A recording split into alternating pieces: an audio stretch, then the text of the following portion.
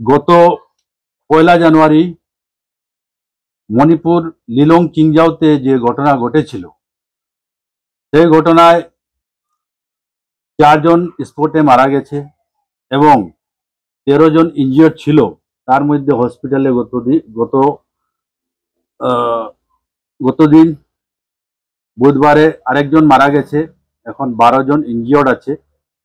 সেই ঘটনাকে আমরা কন্ডেম করি, কারণ এইভাবে নিরীহ মানুষকে হত্যা করা আমরা কোনোদিন সাপোর্ট করি না।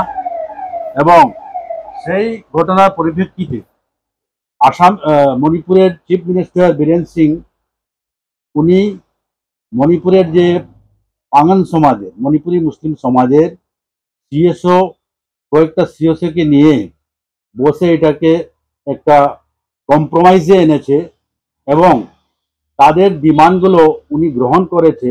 তার জন্য আমরা আমাদের বরাক ভ্যালি বা আসামের মণিপুরি মুসলিম সমাজের যে 2টা সংগঠন, মণিপুর অল আসাম মণিপুরি মুসলিম ডেভেলপমেন্ট অর্গানাইজেশন এবং আঞ্জুমানে উলমায়ে মণিপুরি আসাম এর পক্ষ থেকে ওনাকে আমরা ধন্যবাদ জানাচ্ছি।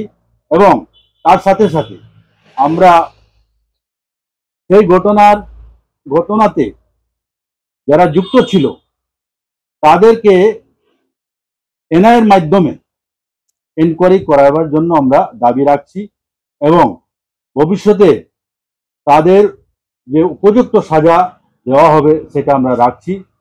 এই বলে আমার বক্তব্য এখানে শেষ করছি।